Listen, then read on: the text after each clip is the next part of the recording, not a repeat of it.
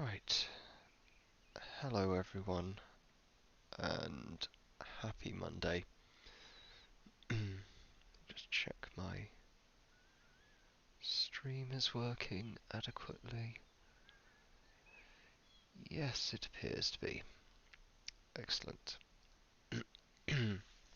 Well, yes, indeed, it is Monday, and, well, maybe not the happiest given world events and so forth, but there we go. Um, you may notice that I am drinking a mojito, which interacts poorly with the green screen. You cannot really see. Okay, I'm glad I didn't do this as a proper cocktail of the week because I didn't think that through. um, so, you see my uh, world-coloured mojito, which is using very clear ice. You can't see it very well there. I will exhibit that more clearly on Friday. But in essence, one of the clearly most devastating effects of the pandemic has been that grocery delivery companies are not uh, are not delivering ice in decent quantities for acceptable prices. I won't bore you too much on my usual home economics of ice, but I get through quite a lot. I have it in every drink, and I've converted my fiance to having it in every drink, and making any cocktails takes a lot of ice to do properly. So I should do an ice stream one time. Yeah, I have a lot of opinions on ice. Um, but yeah, so I've taken to, instead of ordering it as I normally would, because in a typical, we'll get a big grocery shop once every couple of weeks or something, ordered online, and I'll typically get, maybe 8 to 10 bags of 2 kilo bags of ice cubes. So at yes, like I said, won't go too much into the economics, but that gets quite expensive, especially if it's gone down to 1 kilo a bag for the same price or more, and gets difficult if you can only order a couple at a time. So my strategy to overcome this has been, up until now, using random household items to that are vaguely bowl shaped to make big batches of ice and smash that up. But that's not very elegant and doesn't produce consistent quality or shape of ice. Therefore, I bought a fairly large, like 20 litre, um, like cool box. And like the kind you take away camping or something, put a bunch of those freeze packs in there, and it'll keep your drinks cool, whatnot. And fill that up with water, stick that in my chest freezer, and I produce very large amounts of ice. And if I time it right, then some of it remains unfrozen, and the rest is all very clear. I'll probably, if I do an ice stream at some point, I'll talk about in more detail about how to do that. But the long and short of it is that um, uh, doing this produces a unidirectional freezing. So the crystal formation of the ice starts at the top and goes down because it's not freezing in from the sides. The sides and bottom are insulated, you leave the top uncovered, and because it freezes in one direction, the crystal formation is very consistent, and it doesn't get these inclusions that you get from random bits of like debris in the water, or from multiple kind of wave fronts of crystal formation interacting with each other and causing all kinds of visually unpleasant disturbances. So my solution has been to, so it's my outcome of this has been to produce large quantities of very clear ice. I have a single big ice, not quite cube, but pretty close to cube in here, and it's barely visible. And this pleases me very much for mostly aesthetic reasons, but there's a degree of kind of craftsmanship in it, in producing this and then chopping it up into pleasant blocks and kind of carving them down a little bit. So I do enjoy producing that, and I'm not sure if I'll keep on enjoying it as I try to scale it up with my ongoing ice consumption. But yeah, there you go. Anyway, that's all completely off topic, although I define the topics, so I suppose it's all just as planned. But that was just a way of explaining I am drinking an invisible drink. And yeah, maybe once I've got it set up at my bar, which I keep on talking about, I'll do the mojito and you can see it not invisible. But that brings me on to a little apology because on Friday I meant to do a cocktail stream and playing some Fallout New Vegas, but unfortunately I've been a little bit unwell this weekend, and as a result wasn't really up to doing my usual stream, which, you know, it's not unreasonable for me to take a night off, but I did say I was going to do it, and I did think I was going to do it up until fairly short beforehand, but life got in the way, and yeah, so while I am not under the impression that hundreds of people are waiting with bated breath to watch my ramblings on Twitch, nonetheless, I figure I want to try to keep to my self-imposed schedule and let people know at least ahead of time if I'm not going to be broadcasting. So apologies for that. Um, but also I was planning today on doing a kind of my own take, I guess, on Mystery Science Theatre 2000, 2000, 3000, of talking over a movie, and specifically that was going to be Doctor Strangelove, which is one of my favourite films ever, and is absolutely fascinating, in part because Stanley Kubrick he based it on the novel, was it Red Dawn or Failsafe?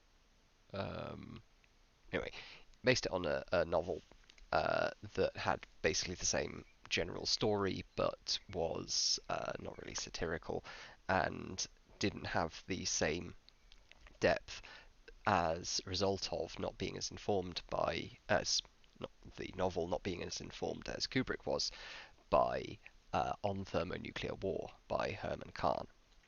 And this is a landmark book that introduced the term Megadeth to the popular lexicon, and is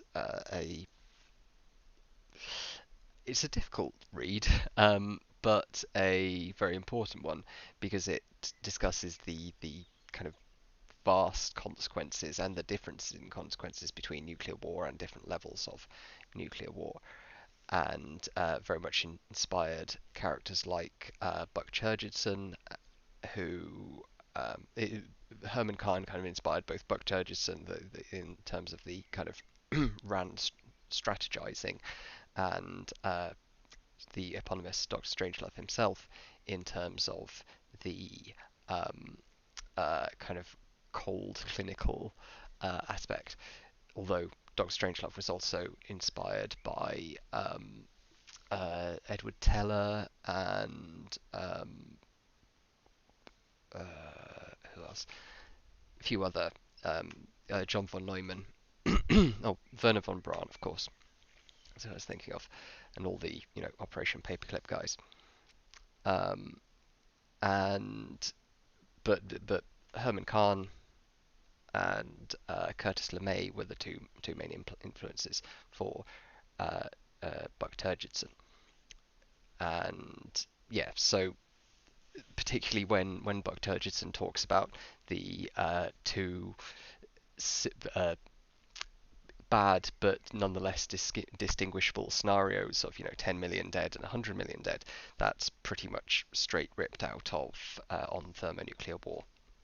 Anyway, my my point was I was going to do an episode talking about that, about Doctor Strangelove, and my intent was to have it playing in the background while I talk away, because I was under the impression, I'd read somewhere, I can't remember where, that that Doctor Strangelove had come out of copyright, that it was in the public domain, and due to some irregularity, and as a result would be free to air. Unfortunately, it's not.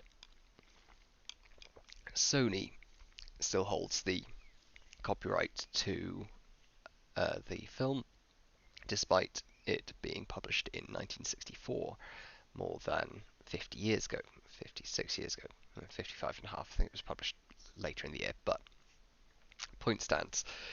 Uh, More than half a century later, this film that is in the National Library of Congress, that is one of the most influential films of the 20th century, that was referenced by Reagan during some of his recollections following strategic arms talks. This massively, massively impactful film that's far older than I am, more than not not quite twice my age, but not that far off, is still under copyright and is cannot legally be shown in its entirety, or even fairly substantial portions of it, without kicking a buck to Sony, despite most of the people involved being dead. And yeah, so what I'm instead going to talk about, so what I will do with that, because I still do want to do a kind of commentary on Doctor Strangelove. What I'm probably going to do about that is see if I can look for specific scenes that I can kind of chop out, that aren't going to, as a whole, detract from the experience, but that I can kind of play by distract from the experience. So aren't as a whole going to replicate the experience, which is one of the big tests for fair use. If a if a transformative work, isn't a fair replacement for the original experience, then it's a pretty good argument for it being fair use. Whereas if I produce a commentary that's just like a tiny little version of me in the bottom, saying words very softly, and you can basically get the same amount of experience out of the work if you view my commentary as if you view the whole film, then it's an argument against it. I don't claim to be a lawyer by any stretch of the imagination, but that's my limited understanding of the topic. So if I so I do intend to do something along those lines, but um, I would need to kind of chop it up. I was going to do just sort of talking along with it and reacting in real time, but yeah, frustrating. So, hey, Stanley Cake Bly and J Tibbs, very good to have you along What you as search. always. Oh, and what is this? No, it's the Data Dividend Project. Interesting. Hmm. Well, I do have a soft spot for Andrew Yang. Um, okay, so what I'm planning on talking about today is basically copyright and how uh, fuck Mickey Mouse, essentially. And this comes down to I'm not as familiar with the public with the UK situation, but in the US uh, this year, 2020, it is still 2020, bafflingly. Um, the Sonny Bono copyright extension, which went into force in 1999, expired. So a bunch of works that were going to enter the public domain in the year 2000 have got delayed by 20 years, largely as a result of pressuring by companies like Disney and uh, the estates of a bunch of very notable artists. Um, they hello. Um, they put pressure on Congress in order to extend the copyright and allow them to maintain monopoly on that intellectual property for another 20 years. And this is already works that have been around for 70 years or 76 years, I think. Um, so when this copyright extension got put in place, it extended that to 96 years. There's a good article on it here in Ars Technica. Um, so the upshot of this is that works like Mickey Mouse are going to be starting to enter public domain, but they would have 20 years earlier uh, if it weren't for fucking Disney and all of these bastards putting pressure. So, fortunately, as you can read in more detail in this article, uh, so the Steamboat Willie is the first Mickey Mouse work that's going to enter public domain, and while the character Mickey Mouse in Steamboat Willie, which is this one, will be entering public domain, the modern instantiation won't. So you'll be able to create a derivative work based on this, but not this. And no doubt there'll be, as the article goes into, there'll be a bunch of lawsuits over, whether the perfectly circular belt buckles are a distinguishing characteristic of original Mickey, or whether the more oval egg-shaped belt buckles, or the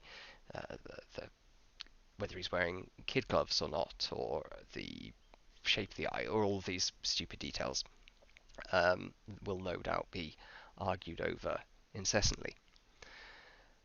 But it's very frustrating and I'm not the first creator to encounter this by any means, um, but it is very frustrating having my first encounter with the massively restricted copyright limits that benefit a bunch of very big companies and a bunch of already quite wealthy people who lucked into being born to the creator of a novel or a song that happens to still be popular decades later. But for everyone else, it kind of sucks, and it's a particularly it's particularly pernicious in the context of what copyright law should be doing. So, in an ideal world, and as stated by my understanding is, so for reference again, I'm not a lawyer of any sort by any stretch of the imagination. I listen to uh, lawfare and opening arguments, and you know, read a little bit here and there. Both good podcasts, by the way. Um, but yeah, Disney definitely dishes out many lawsuits, and they will no doubt be pursuing probably somewhat questionable lawsuits that now that people are able to produce um, new Mickey Mouse content based on the Steamboat Willie instantiation. Um, but yeah, so the core goal of copyright should be, and based on the way that it's discussed when it was being developed as a like legal principle, was intended to be, was, as Stanley K. Cly says, helping innovation. The idea is to benefit the public as a whole by providing an incentive for creators to create and providing them with a means of monetizing that so they can make money on the base of their creations and focus on producing more creations that helps society. And in the case of like patent law, this like works moderately well. Or well, no, there's a whole bunch of bullshit with patent law, which I won't like. This isn't about patent; it's about copyright. But generally, like we can see a pretty strong argument for having some kind of monopoly over the use of, or at least some kind of like exclusivity over the use of a work that you've created, because it's often quite difficult to create works, and in the case of like inventions, it's often very difficult. Um, a lot of money might go into it, and even if a lot of money doesn't go into it, we want to have something that rewards people and thus gives them a reason um, to produce these things that massively benefit society. Um, oh, actually, yeah, on a tangent, JTIBS, I've never considered becoming a technical patent lawyer, but I was invited to become one in my third year of university. No, wait, no, sorry, end of my end of my first year. Yes, yes, definitely end of my first year of undergraduate. We were invited, like the whole college got an email inviting undergraduates out to a drinking session with a law firm, Freshfield Brookhouse Derringer, and uh, well, it was billed as a like presentation about their patent law department, and they particularly wanted sciencey students to come along, and I had no interest in that whatsoever. But it was at Raoul's Cocktail Bar, and if you're ever in Oxford and need a cocktail, I highly, highly recommend Raoul's. It's the best cocktail bar in Oxford, and I've had many pleasant evenings there. And it was, free, free event. So I went along, and it turned out that they were completely covering the evening's bar tab for me and the other 20 or so undergraduates there, and they gave us a spiel about how great their law firm is and how they do wonderful copyright and patent and IP stuff, and how that's great for science students because you can get a degree in science and then you can apply that specialist knowledge in law. And I was like, yep, that sounds great.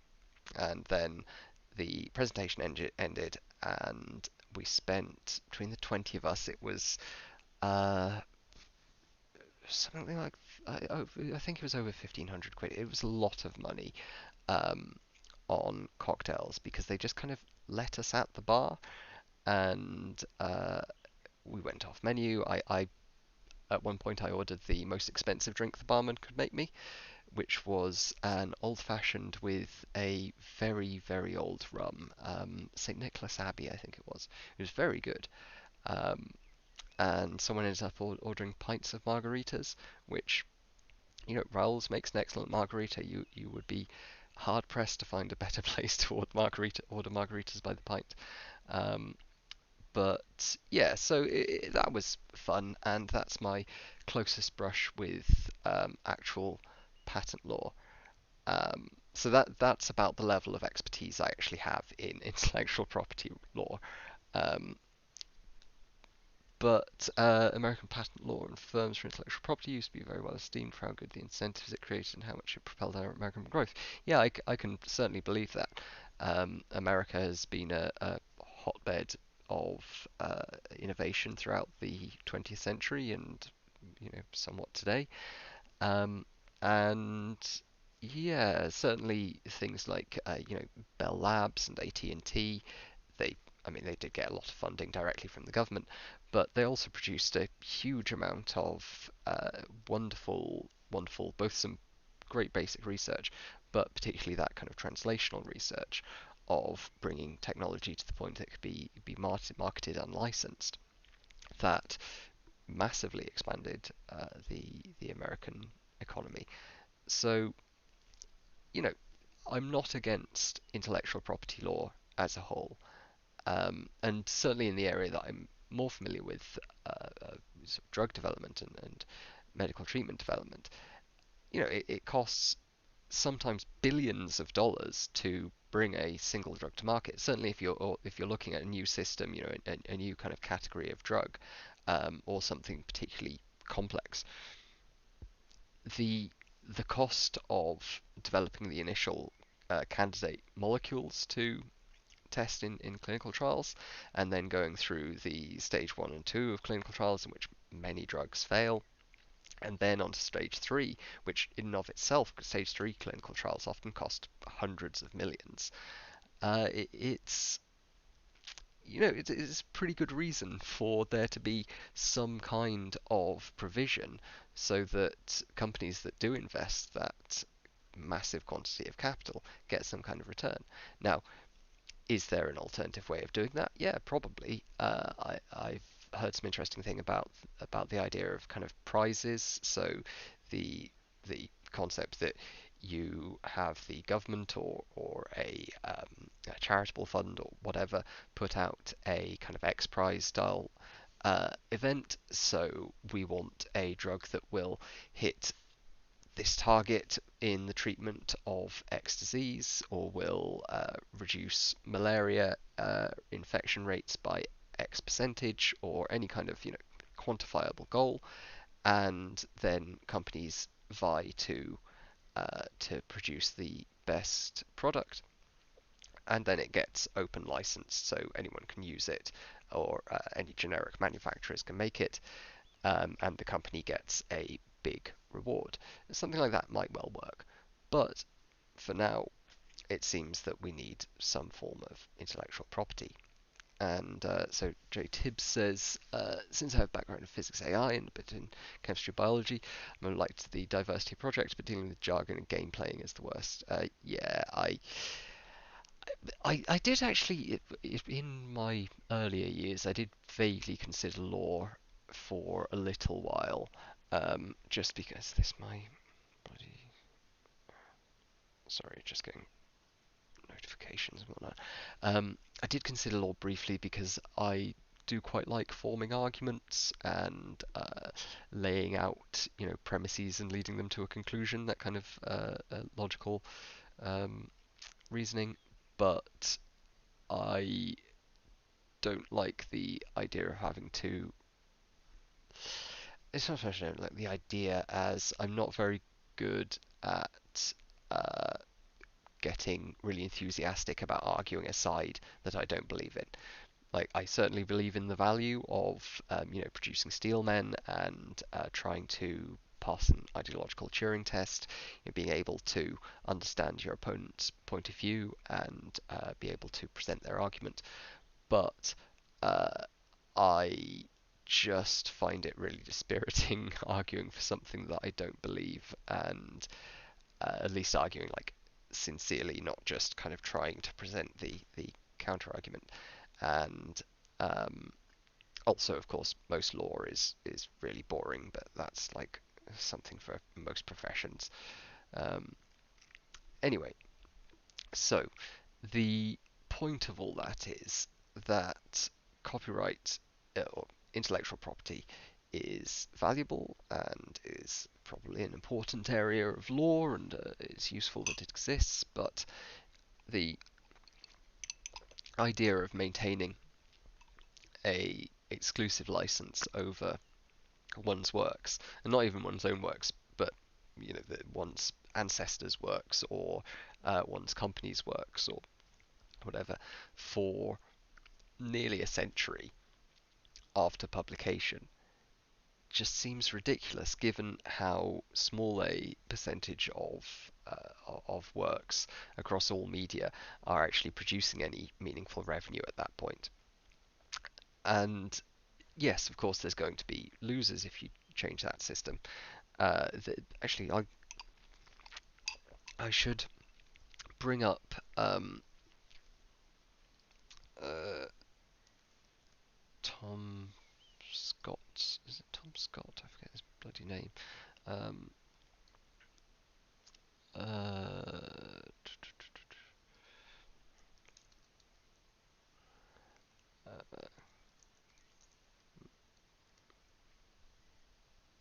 Here we go. So I highly recommend this video. Uh, I'm not ooh, saying that's how it should pause, be. I'm pause. saying that Why are you not pausing? There we go.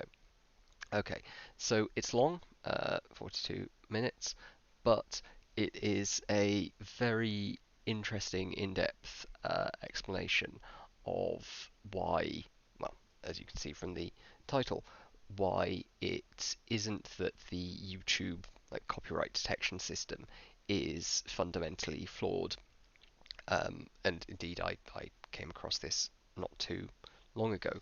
Um, in I did a video a few weeks back, or a month or so back, about nuclear war and kind of talking about different scales of badness. Indeed, I mentioned earlier, in context of Dr. Strangelove and Herman Kahn, the kind of distinguishable levels and scenarios of awfulness in nuclear war, which is both important to consider and horrifying. Um, uh, in doing that discussion, I played a scene from The Day After, a classic 80s film about a kind of doing a recreation of what a nuclear war would look like from kind of individual people's perspective, and it's all it's not in the public domain, but I showed a few clips in a fair use manner because I was criticizing the film, and I was just showing small clips, not being not taking away from the original's profits and so forth. And I got a YouTube copyright claim based on DMCA takedown. And while it was probably a bit too easy for the claimant to make that claim, it was pretty easy for me to counter it. And while that's not necessarily the representative experience, um, I was definitely in the right, and all it took was a few sentences explaining why I was, and the claim got removed. But that can be a frustrating experience for many people, whether they're in the right or not. And in many situations, you end up with being a creator or a viewer wanting to engage with a piece of content that is under copyright law illegal, that is not acceptable yet. Mm, mm. You feel like you should be able to use it. You feel like you should be able to copy it and share it and at least kind of remix it and make it into your own. And the big problem, as Tom Scott explains, is that the current copyright system is really, really fucked. It's set up so that very large companies uh, can, and it's. I don't want to go on the whole like it's the corporations, man, because while there certainly has been a lot of regulatory capture and there has been pressure put on, sorry, lobbying on Congress by big media companies in order to further their monopoly over content. It's not just a case of the big corporations being assholes. Um, it's also the fact that we have a copyright system that was set up for um, uh, broadcast TV and books being printed and sent out to bookshops, and music being played on the radio by commercial radio stations, and all of these kind of functions that made perfect sense, or at least made much more sense in the 1980s and before. But with the gradual rise in sort of consumer or consumer produced content, the distributed, democratized Web 2.0 content, we've gone from the producers almost all being either in a relative position of power or being tied to someone in the position of power. Historically, even the smallest author was being published by a publishing house who would at least know the phone number of a lawyer. Now we're in the situation where, you know, I don't, well, I do know a couple of lawyers, but I don't think any of them are in a relevant area of IP. And, at best I could get them to spend half an hour giving me some pro bono advice. If I get a copyright claim that I'm not able to fight, then there's not a lot I can do about it. I've got to take a video down. Um, and while I'm not producing the kind of content that huge numbers of people are going to be super sad about, I would hope that a few of my viewers would be a bit upset if they couldn't see, or maybe not upset, but a bit put out if they couldn't see my content as a result of a copyright claim. Um, and we've got a system where it's very easy for large organizations that do have those legal resources to impose their will and to make sure that their intellectual property isn't being abridged. But it's much harder for individuals to protect their own copyright. What the YouTube system does is provides a improved framework for, compared to like the sort of bare legal minimum, for actually your uh, uh, disputing claims made against you. So in the case of my video on nuclear war, if that had been the kind of old system pre YouTube automated system, then I would have gotten a DMCA takedown notice from, I forget the name of it was some weird front corporation or, whatever, I have no idea. But I get a DMCA takedown from them, and the video goes down because YouTube doesn't want the risk of being prone to a lawsuit, and then I can file a countersuit, but like I don't know how to do that, and I don't have enough money to be getting a lawyer to do it, given that this is a small video on my little hobby project channel, which does seem quite unfair, especially if, as in my case, I was using the content properly and I had paid mind to fair use doctrine. So and again, I'm kind of just going over some stuff that Tom Scott talks about much more eloquently. So do go and view this. I'll put a link in the chat. Um, but yeah, as he explains, this situation is better. Um, it's preferable that YouTube provides some mechanism for combating this, but the fundamental problem is the law, not with YouTube. Um, so Joe Tibbs asked, aren't there services that help with this? I'm not sure. That's a good question. I would have hoped that someone's come up with some kind of service uh, that enables you to. I don't know how would you do that? Because there are definitely sort of semi-automated services for things like filing counterclaims for parking tickets and other kind of minor civic offences. Um, how can we even deal with corporations getting preferential treatment from government through lobbying? Well, that's something that this article actually, on a positive note, does address. So back in 1999, when the Sonny Bono copyright extension came up, um, the the lobbying, the regulatory capture from the lobbying by Disney et al., or is the Recording Industry Association of America, but they all get paid by Disney et al. Um, that lobbying was effective in part because there was no real public backlash from it. But when it came time to consider renewal in 2008, was it 2008 or 2018? No, sorry, 2018. they um,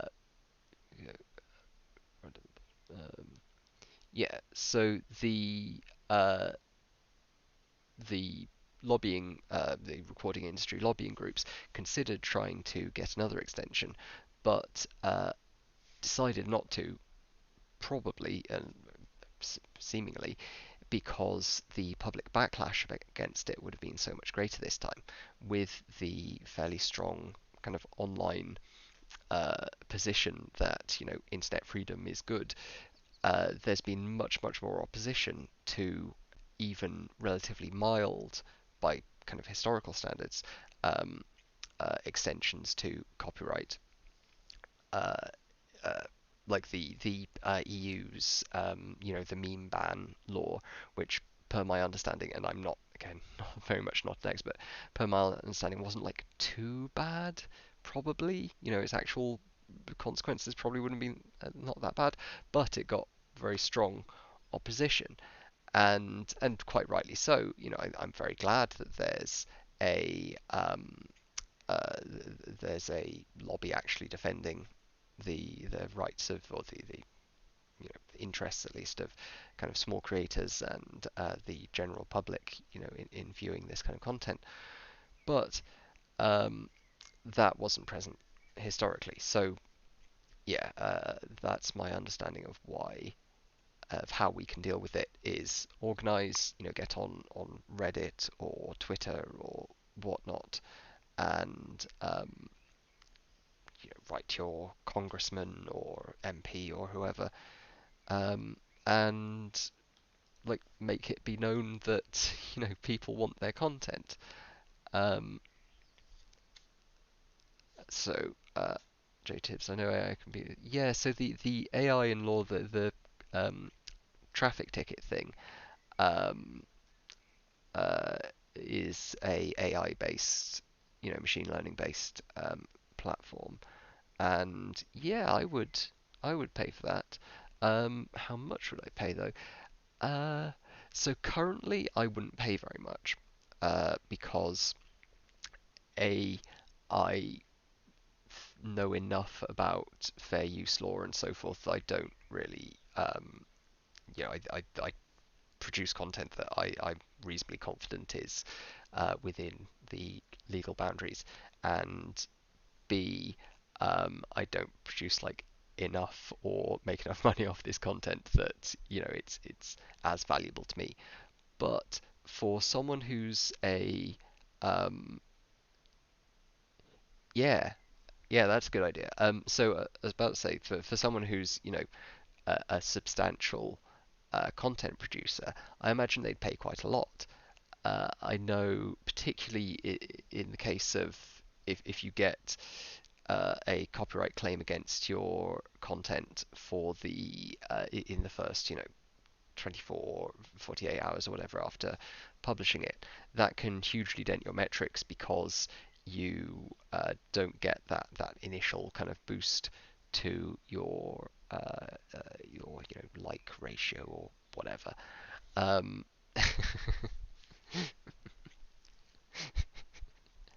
um, so yeah, I imagine like big content creators would pay a pretty penny for that. And as you say, if you make it free for people under 10k, or I mean 1k subs, I'm sure, uh, then yeah, that could be a pretty good money spinner. Let's see the and hey official Neb TV, good to see you. Um, and yeah, I gotta say, well, welfare state. I used to be more of a minarchist, but welfare state is pretty good.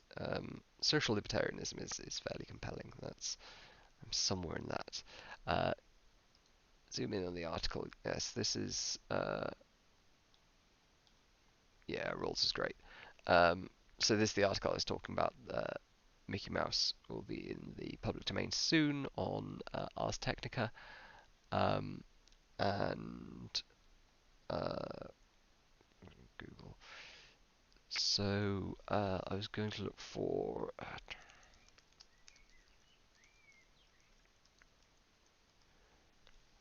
Uh, do not pay this. Yeah, robot lawyer overturns 4 million. Um,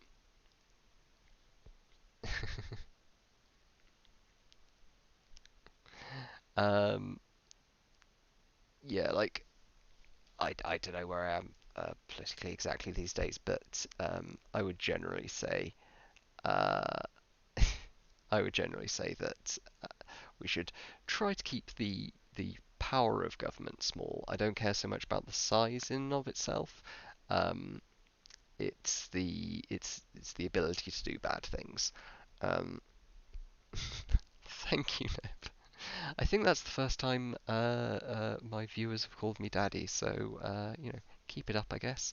Um, so yeah, do not pay uses. I'm not sure exactly how much actual machine learning is involved, but they definitely have a chatbot that um, that you can interact with and give your information as to the parking ticket, and it'll spit out a uh, it'll spit out a like pre-written you know legal document. I don't know what the legal document would be, but that normally you'd have to pay, hundreds of dollars for a lawyer to write, so that it's not really worth doing.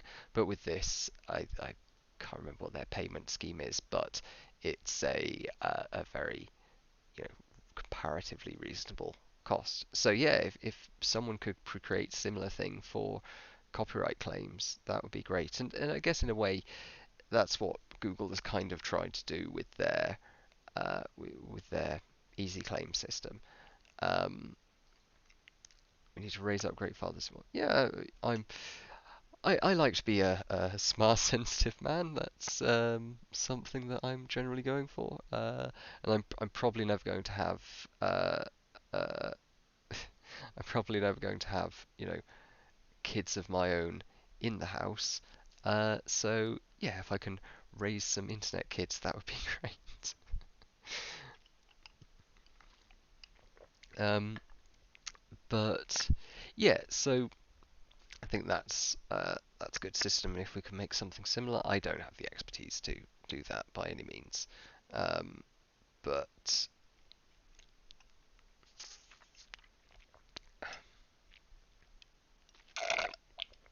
excuse me. Yeah, I'm definitely pro-natalist for other people. Um, I don't really truck with the anti-natalist arguments. I think they come from they tend to come from a combination of uh, poorly reasoned Malthusian thinking and uh, like weird negative utilitarian ideas that don't really hold together that well. Um, I like some of the kids free stuff, not necessarily because I want to like shout at people who have kids or anything, but I don't want them myself. They're just too much hassle. Um, then some EA's asking if I was kids, if I'm concerned about AI or AGI. Uh, yeah, I think it's kind of well. So part of the issue with the whole AI question, AGI question, is that I would personally, and I think most people working in the field, put a pretty small, uh, like in kind of everyday terms, a pretty small uh, probability on AI turning out to be world-ending. But by small, we mean something like, uh, you know, 1% to 20%, not like 0.00001%. So I think one can make a pretty strong argument that if you have kids, you will expect to see them grow up and potentially expect to see them grow up and flourish and become, very happy and wonderful thanks to the AI overlords making life fantastic. You might put a 80% probability on that, but you can still be very concerned about AI because there's a 20% or whatever chance that your kid or everyone else's kids will be wiped out by terrifying AI nightmares or whatever specific scenario you're concerned about. So I think there's a pretty good uh, there's a pretty good argument to be made that you know y if you want kids at least go ahead and have them, even if you're concerned about AGI. And either, well, one might argue having kids gives you even more reason to care about AGI because AGI is probably a problem that's at least, you know, 10, 20 years out, um, quite possibly significantly further than that. So if you want to um, you know, you might not be as worried about the effects of AGI on you as you are about it on your kids. Although, of course, that's discounting the possibility of radical life extension, which changes your utility functions substantially. Though, we can just factor in whatever prior we want to establish for life extension. But yeah, so that was a very roundabout way of talking about why I'm not watching Doctor Strangelove this evening. Thank you, son. Um, let's see. So, I'm going to watch this because uh, shared this and this looks good. What you watch, what you like, what you buy, where you go, what you Excuse me. do. Big tech is watching you. They're making billions of dollars off of your data. They struck gold on your property, and you're not seeing a dime. This year, one state passed a law that changed everything. The California Consumer Privacy Act recognizes that your data is yours. That's why we started the Data Dividend Project. We believe that if companies want to profit off of something you own, you should get a slice of that money. But they won't give it up without a fight. Alone, we are no match for big tech. But together, we are stronger than they could ever imagine. Sign up on our website for free and join the movement, so we can negotiate on your behalf. If you live in California, you could get a data check as soon as 2021. If you live outside of California, we'll help you pass laws in your state too. Stop letting the tech companies mooch off of us and our data, and let's get our fair share. I I swear. So first of all, is this what Andrew Yang's campaign is doing with all the leftover campaign funds? Like, just producing really slick videos about cool ideas Andrew has? Because I Andrew, who calls him Andrew? Yang has, as if I know the guy. I mean, I'd like to. He seems like a interesting chap. But because if so, like I'm on board. That's quite cool. As far as policy goes, like it strikes me that I don't want to say the left, progressives, um, are pretty much always the producers of the ideas that change and improve the world, the political ideas. The vast majority of the time, it's people who are progressives who are generally kind of on the left, or at least sort of non-authoritarian left, um, tend to have the ideas that improve our civilization. But they also have a lot of really shitty ideas, and it's sometimes very difficult to determine which one is which ahead of time. So, and I think it's fair to say that Andrew Yang, though whether or not he's on the left, I don't know, the left-right divide is kind of bullshit anyway. But he's certainly a progressive. Um, but he is he is filled with these interesting, kind of wacky, but also very compelling ideas. And this seems like one of them. I mean, not that Andrew Yang is the only originator of this. I'm sure it's been floating around in academia for ages. I don't know. Oh, am I seeing a reunion on chat? That's lovely. Um, but a, a dividend from data. Like how do we quantify this? Do people who produce more online data and open up more get more of a dividend? Because like I use quite a lot of privacy. I mean, you'll see Privacy Badger and Fences and AdBlock Plus running up there, and on my main user environment, because obviously I don't use the same uh, username. I don't use the same um, uh, Microsoft user space, whatever, for streaming as I do uh, my regular usage. You'll see a whole bunch more. Do I get less of a dividend because I've blocked all of these ad trackers and so forth? I don't know. Um, but it seems like a cool idea. And yeah, I got interested that we've got some Yang Gang. I'm uh oh, Stanley, you talked about Destiny about EA as well. Cool. Yeah, that's like why I started streaming kind of thing. Um, Nev doesn't use ad block.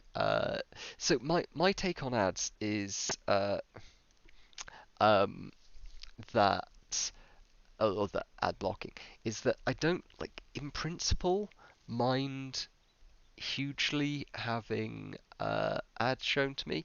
I object mainly to, excuse me, to being tracked, um, because I don't want all of my preferences aggregated into one big model, at least while it's not providing me that much extra marginal benefit.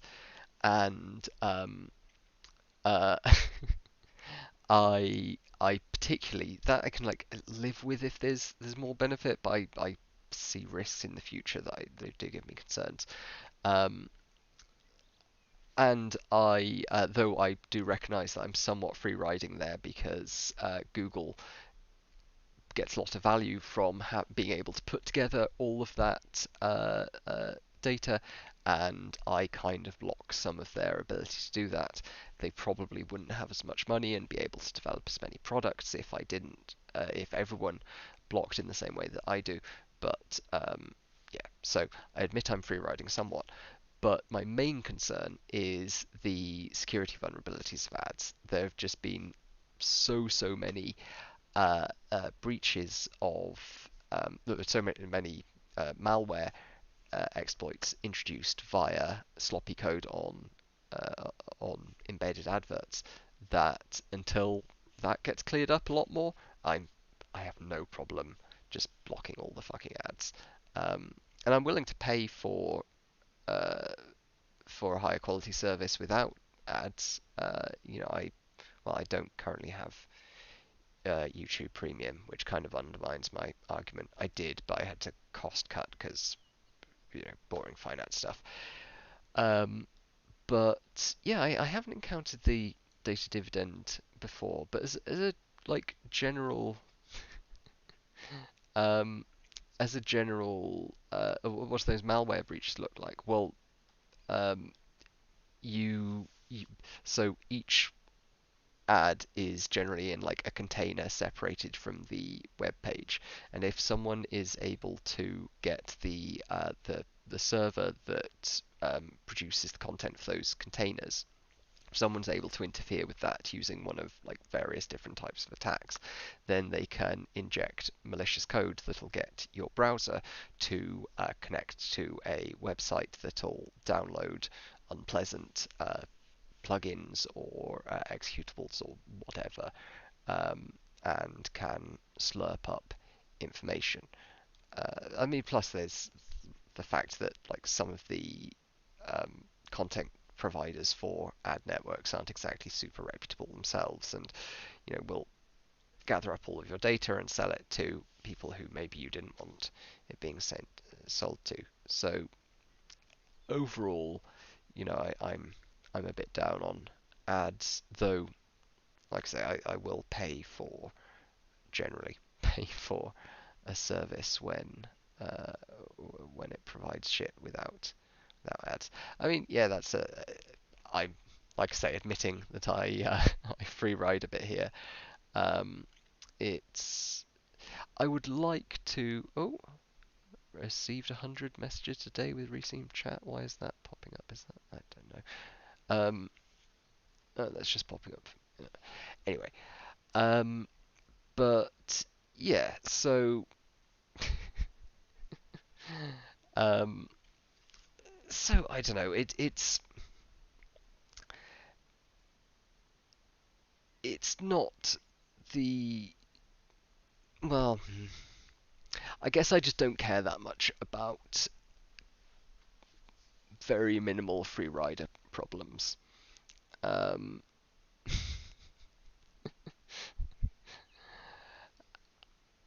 I'm willing to take advantage of the system a little bit when not doing so would expose me to risks that I don't think are adequately factored into the pricing.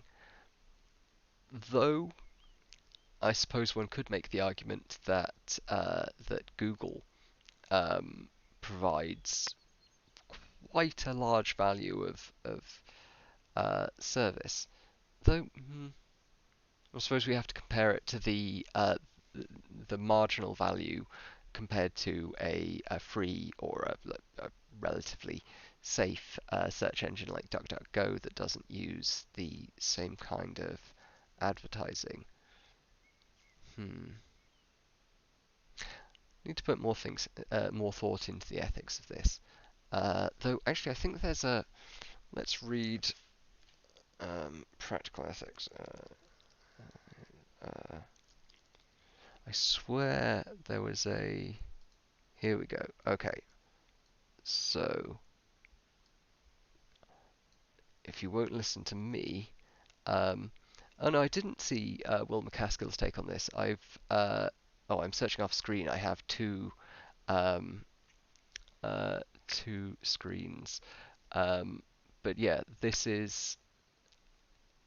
so this is Practical Ethics blog. Um, uh, yeah, if you can drop a link, that would be very cool because I don't listen to the artificial intelligence podcast, but that sounds interesting. Um, yeah, and also as Neon Golden points out that the I whitelist uh,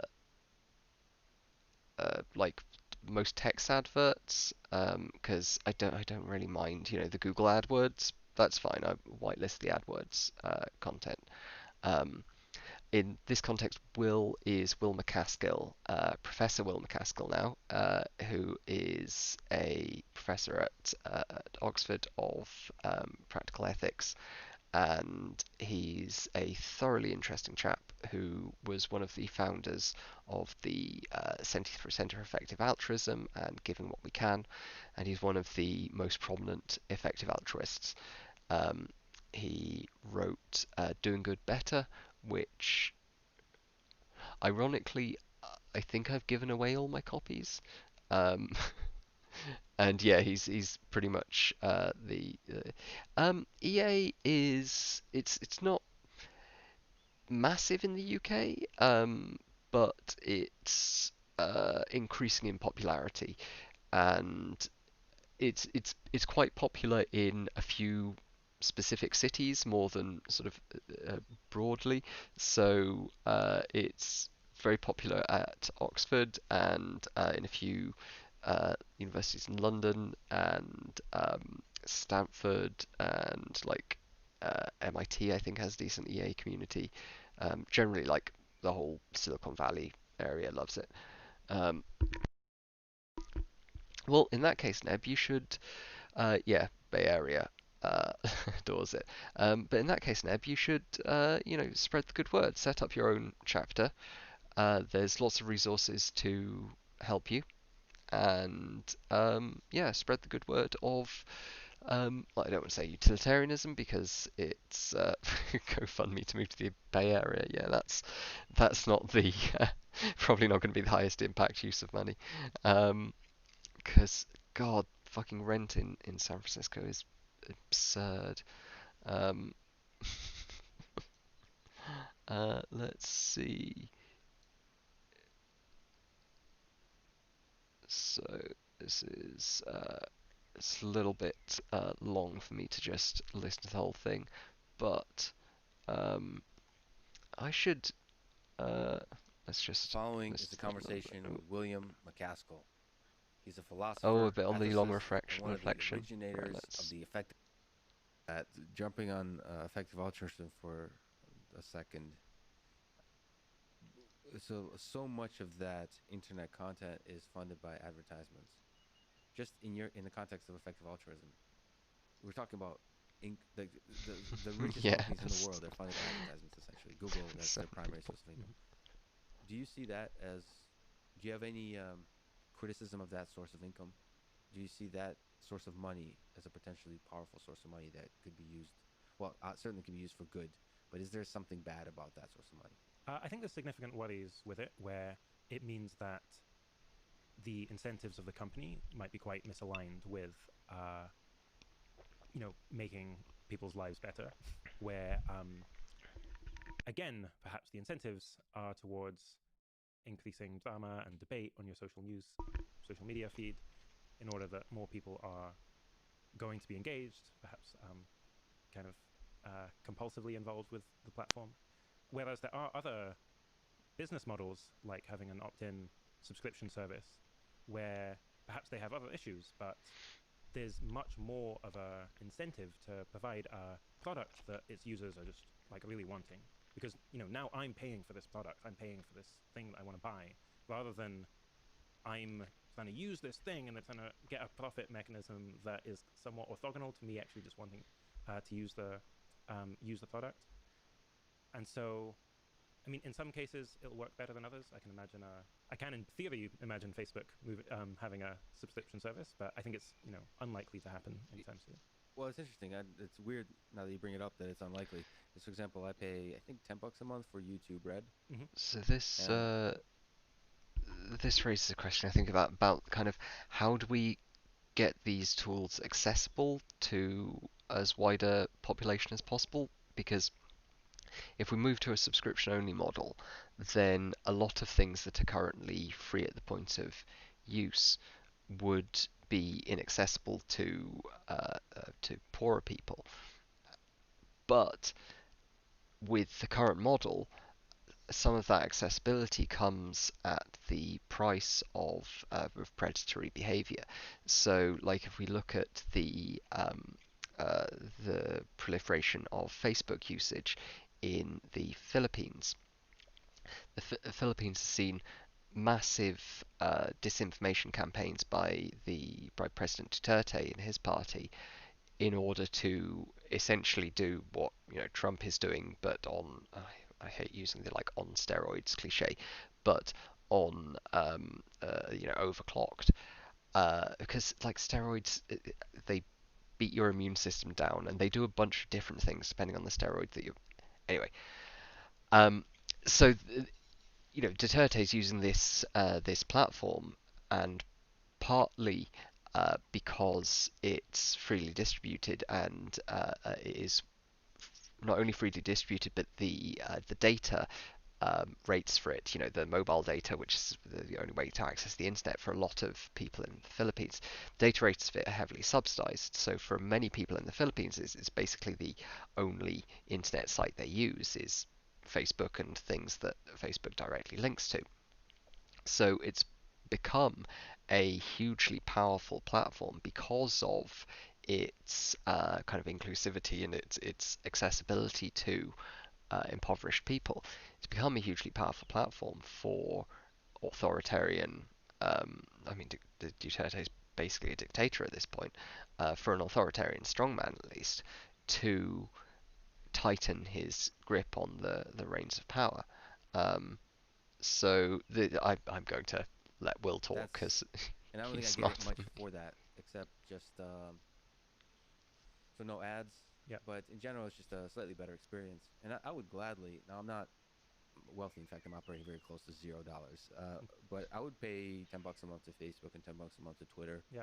Me too. for some kind of more control Yeah. in terms of advertisements and so on. But the other aspect of that is data, Yeah. personal data. People are really sensitive about this, and I as one who hopes to one day create a company that may use people's data to do good for the Hmm. world, wonder about this. One, the psychology of why people are so paranoid. Well, I understand why, but they seem to be more paranoid than is justified at times. And the other is, how do you do it right? So it seems that is Facebook is doing it wrong. That's certainly the popular narrative. It's Yeah. unclear to me actually how wrong. It, like, I tend to give them more benefit of the doubt because it's a really hard thing to do right, and people don't necessarily realize it. But how Excuse do me, I we meant to respect, switch my in your mic off. view, people's privacy? Switched it the wrong Yeah. way. I mean, in the case of how worried are people about using their data, I mean, there's a lot of public debate and criticism about it. Um, when we look at people's revealed preferences, people's continuing massive use of these sorts of services, it's not clear to me how much people really do care. Perhaps they care a bit, but they're happy to, in effect, kind of sell their data in order to be able to use a certain service. That's a great term, Uh, revealed preferences. So these aren't preferences you self-report in a survey. This is like your actions speak. yeah, exactly. So you might say, Shit, "Oh yeah, sorry, I Neb. hate the idea of Turn that. Facebook having my data," but then when it comes to it, you actually are willing to give that data in exchange for being able to use the service. And if that's the case, then I think unless we have some explanation about why there's some negative externality from that, or why there's some coordination failure,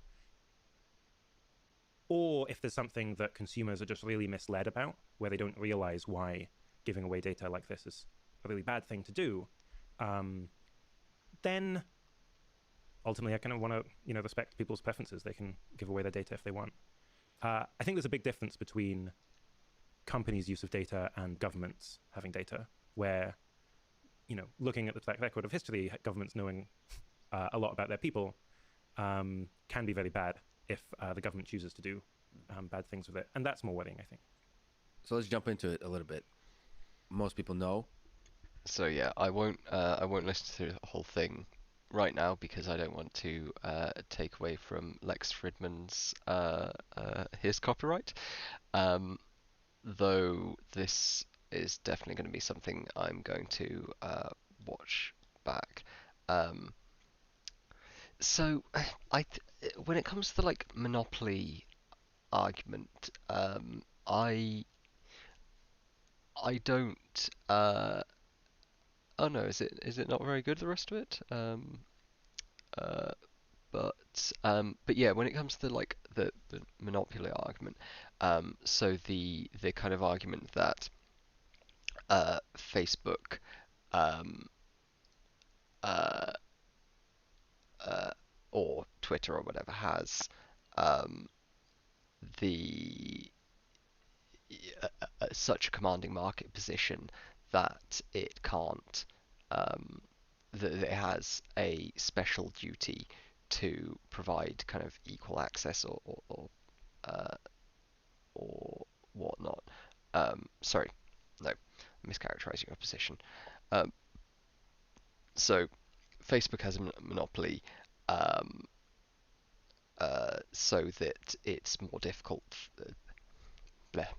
Facebook has a monopoly, and thus it's more difficult for people to shift to other platforms. But I'm not sure if I entirely buy that, just because Facebook has a monopoly specifically in the like very uh, uh, type of social network it is. But there are many other options for similar social networking services, particularly as like all of these services, there was a lot of distinction between Facebook and YouTube now, previously, but less so now that Facebook has video and YouTube has some like profile systems and more like commenting on feeds and all this sort of thing. So in terms of features, there are basically like half a dozen different social networks that have focus on one thing more than the other, um, but are fairly interchangeable. You know, if you want to get your arguments out there, you do have lots of um, lots of options. Now that so I see now why you put monopoly in quotes, because while um, yeah, while it doesn't have hmm, yeah, so I think I see them as reasonably interchangeable, but yeah, you're talking about network effects there, and network effects are powerful. Um, so you don't want to be switching to a new network because you have a already like installed base who you socialize with. So yeah, it's certainly a um, certainly a more difficult one than just like switching to a different brand of coffee or something where you might have some emotional association with the brand, but you're not kind of baked into a whole ecosystem. But there was uh, something I'm scrolling back. Um, Someone made another good point, but anyway, but yeah, exactly. Um, so yeah, I'd agree, J Tibbs. I think I think that's probably the weakest point in his argument there is that people consent to having their data used, um, but they're probably not giving informed consent. So this is something that I'm more familiar with through medical ethics, um, and Will is the certainly the real ethicist here, but um, in the context of medical ethics, we are not allowed to do procedures to patients unless we have informed consent. That is, we don't just have to get them to say yes or sign on a form yes. We've got to go through a quite like regimented set of procedures to ensure that they do have adequate understanding of what's being asked of them and of the risks that are involved and of how they can complain if they have any problems with it and all of this sort of stuff, um, which there isn't really an equivalent of in the terms of dealing with tech companies, not least because a lot of the risks um, are less predictable than in medical research, kind of weirdly, because in medical research we generally have an idea of at least the kind of side effects that are going to pop up. It's relatively rare that we're going first into humans, and we uh, yes, Stanley Kegley, I believe Will was the first person to really go deep into moral uncertainty, and he's got a book coming out about it. I think later this year or maybe next year. Um, no, I think it is next year. But he's got a book coming out about it. And I was going to read his doctoral thesis, but it's quite substantial, and apparently the book is going to be a better explanation. So I'm waiting for that. Um, but uh, um, but yeah, when it comes to informed consent, in the case of medical testing, we have a reasonable idea, but in the case of Facebook or whatnot, not even Facebook knows what they're going to be doing with all that data. And as J Tibbs quite correctly points out, they don't know what's going to occur when they sell their data, or when their data gets subpoenaed by the police, or when they sell it to another company who combines that data set. Um, and yeah, I think there definitely is an element of coercion there. Um, and I can sense the social network everyone uses because it's the only way to access the service. Um, so yeah, there's both the fact that one doesn't get a chance um, to kind of modulate one's level of consent as much as one might with medical research. So in the case of medical research, you can um, uh, decline to have your data like saved to data banks. You get yeah, opt out from parts of the research that aren't core, um, and uh, you also have much more pressure on you to uh, to take part because all of your friends doing it, and there's literally a substantial amount of social pressure, which in medical research we try to very much get away from. Now, it's worth noting that social networks don't have quite as bad a history as medical research does because the Helsinki Declaration came direct after as a result of the Nuremberg trials, which and indeed the Nuremberg Code was the first declaration of these protocols. So there's a good reason why medical research is particularly careful about it. But I would argue that for a lot of research that gets done, the likely outcomes are, or at least the risk involved, is lower than the risk of, say, identity theft from database breaches, which comes with all number of websites, not just the major social media websites, but all number of services that we sign up to. Um, excuse me. Yeah, and an AI to implement my data security preferences is a good idea. Um, Stanley Keklai says, like, I don't, excuse me, like how didn't anyone else think, like, maybe I should be unsure about my ethics and maybe I should do some thinking about that formally. Yeah, so this is something I uh, find quite interesting about the whole moral uncertainty work is that a lot of it is, as I think a lot of the most, at least most compelling to me, philosophy is formulating things that seem pretty intuitively sensible in more formal fashion, and explaining kind of why we should maybe think like that.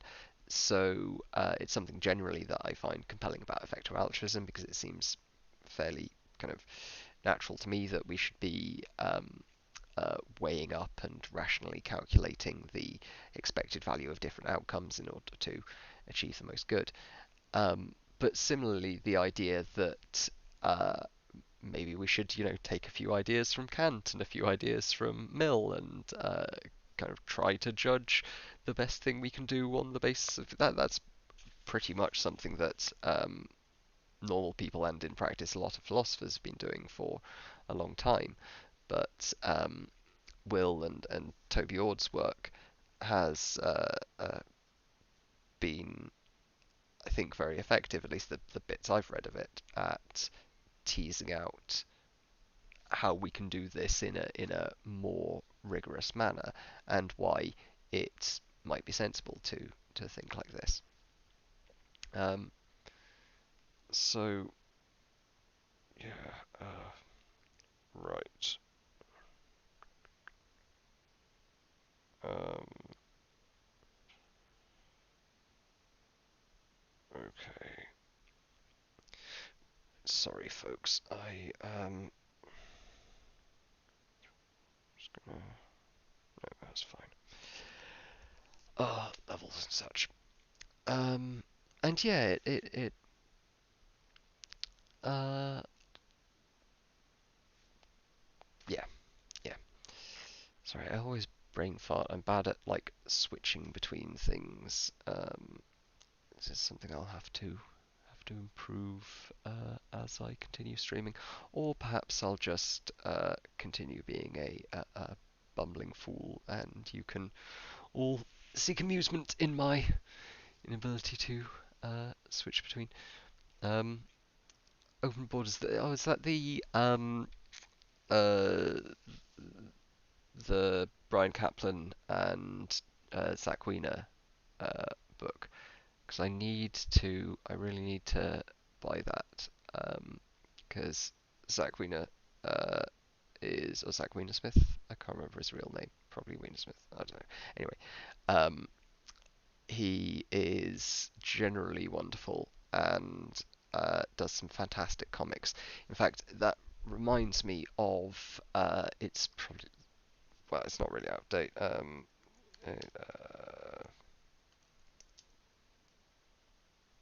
Uh,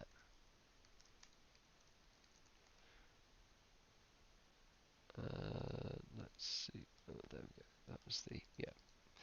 So, two of my favorite things, Zach Wiener Smith comics, and actually three of my favorite things, Zach Wiener Smith comics, 538, and Maggie Kurth, who, if you're not familiar with her, she was Boing Boing's science correspondent for a while.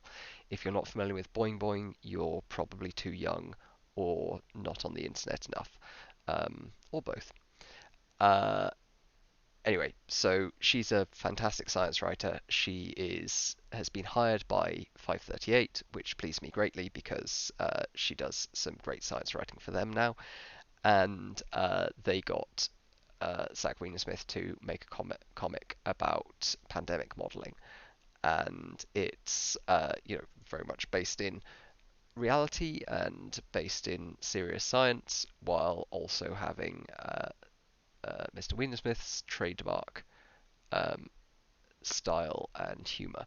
So just skin through it now, unless you are watching on super slow mo mode. I haven't violated copyright, but I highly recommend going and uh, going and viewing that because it's April now seems like a long time ago, but it's still relevant and still wonderful. Um, which of course uh, leading us to the greatest moral theory, rule consequentialism with adapting virtue ethics based on time with Kantian characteristics. Truly the Chad of all moral theories, I think we can agree. Um, so yeah, he did indeed. Yeah, that's what reminded me of it because uh, I would love to get uh, one or both of them on to chat. That would be a real dream guest. I keep on having these like ideas for dream guests, and I should probably I should probably like actually message people because I just get anxious and don't want to. But a lot of these people I know in my academic work, and I know a lot of academics who are far more prominent than I am, who love doing these kind of interviews and whatnot. So I don't know. Maybe I should give them an email because I'd love to have either of them on to discuss open borders or doing sciencey comics or whatever. Um, and I'd also like to have no, there's a whole bunch of people I would like to have on.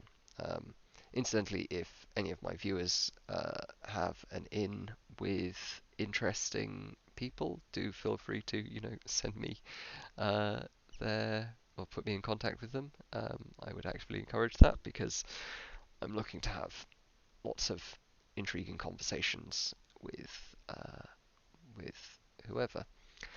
Um, right.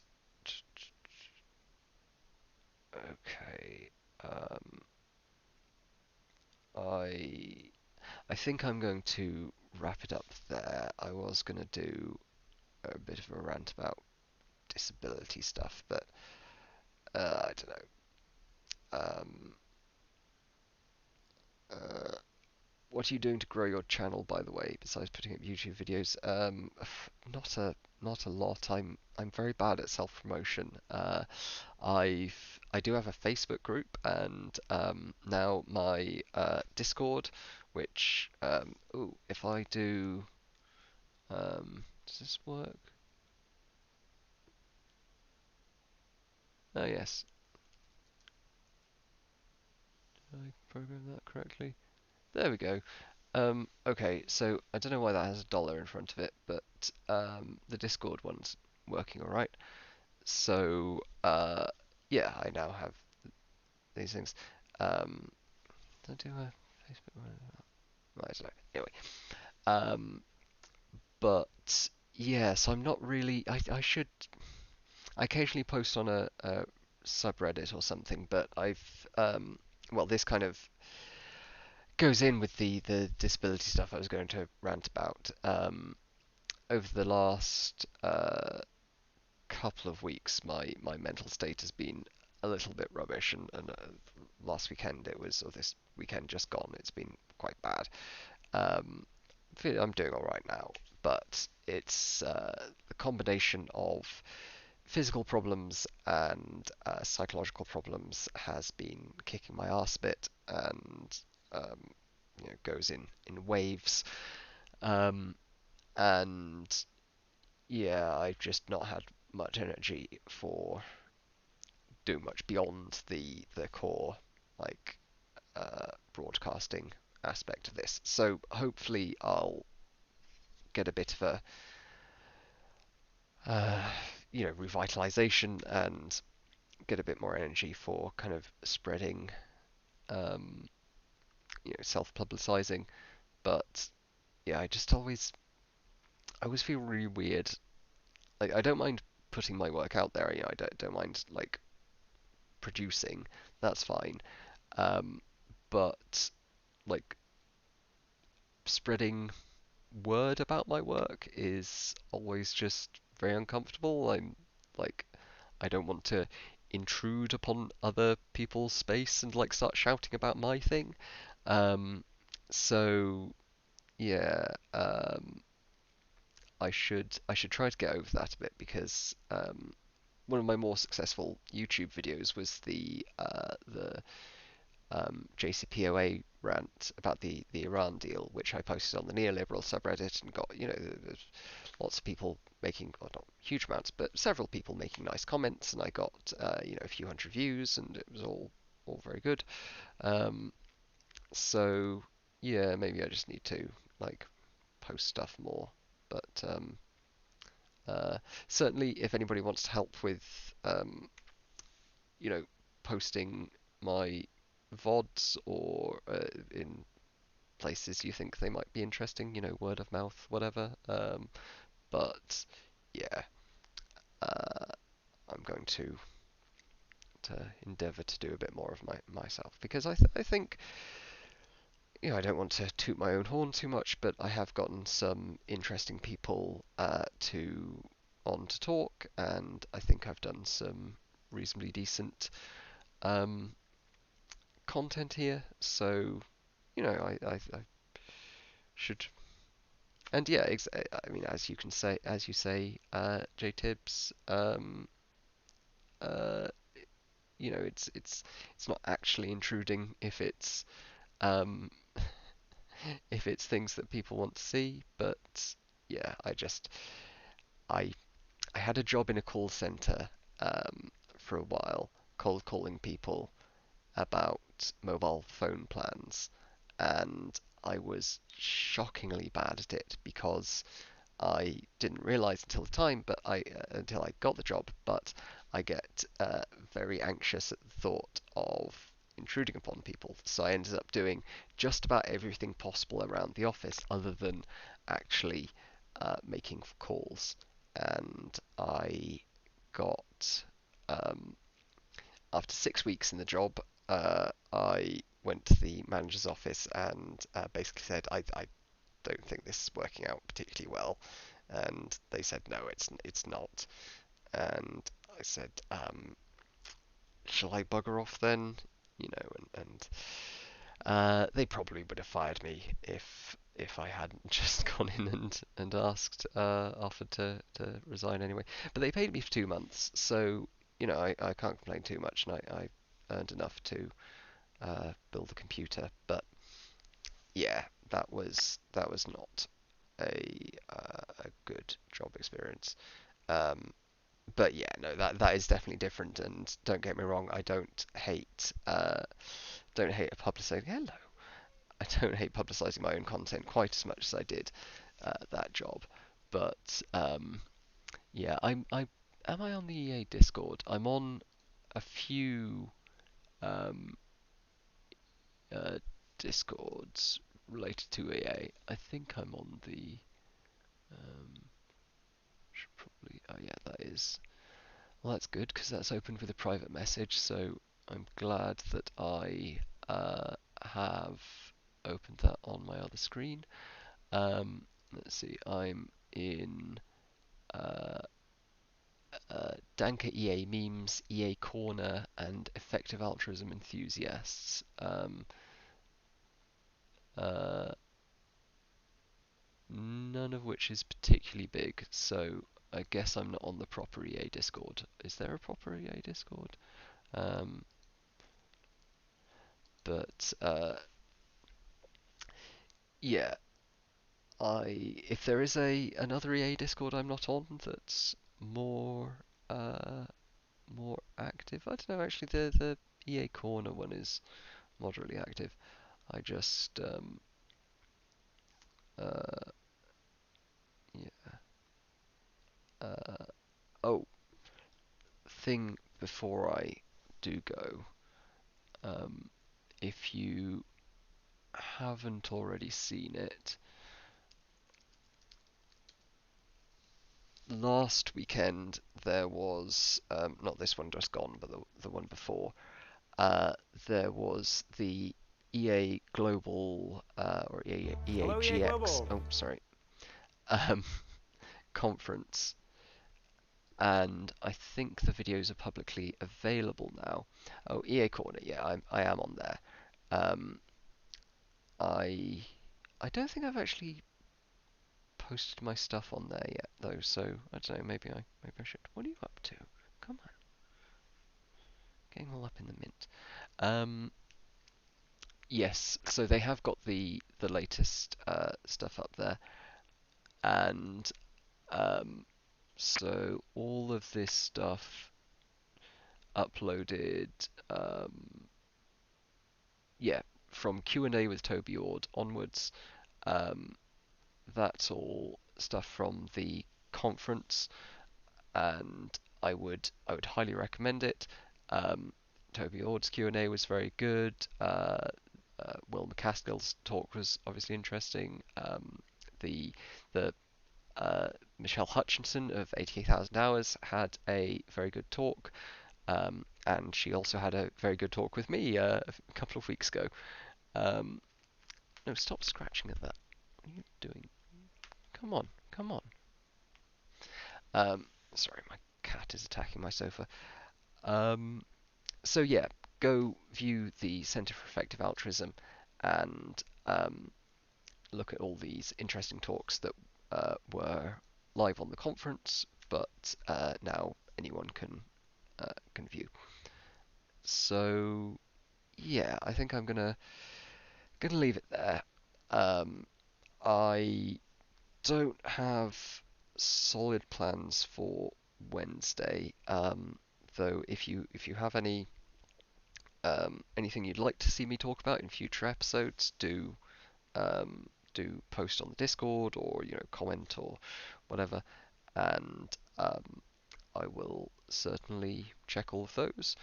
But I was thinking of doing that Doctor Strangelove thing, but with like smaller clips, so that I won't get um, copy striked, whatever.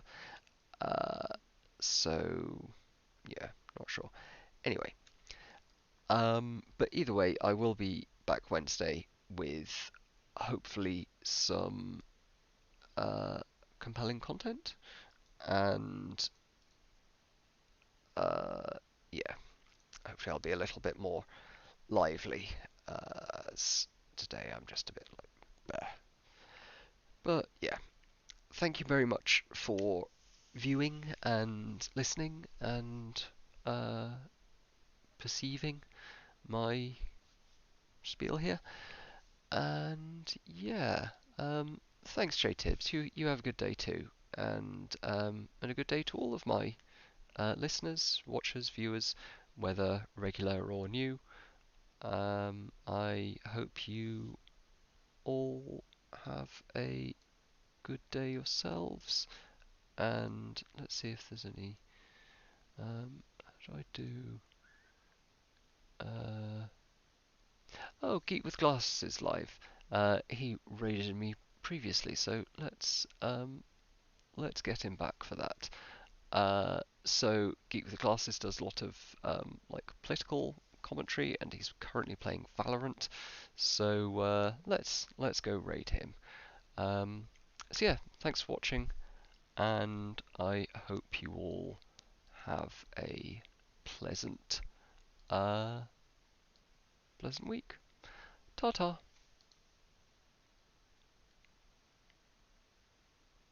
Uh, oh, it has a countdown. Okay. 3, 2, 1. There we go.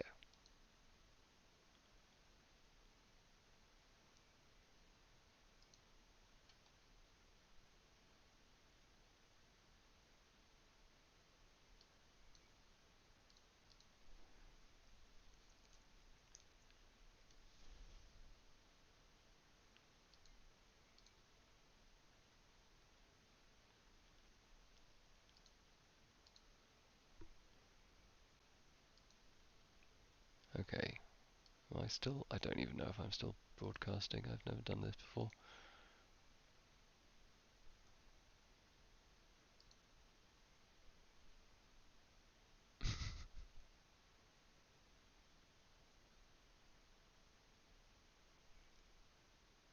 Has that worked?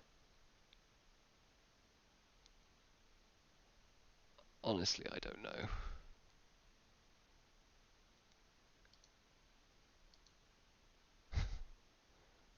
God, I'm such a boomer. That'll never happen again. I keep saying that. I keep saying that. Alright, we're playing one more game. I'm just hanging out, okay? My name is Geek with Glasses TV. I usually talk politics, play video games, do both at the same time. We're just hanging out right now. What am I? I'm moderate, left-leaning, socially progressive. Judge me by the policies I believe in. Other than that, welcome to the channel. Everybody's welcome. Everybody's free to think and what have you.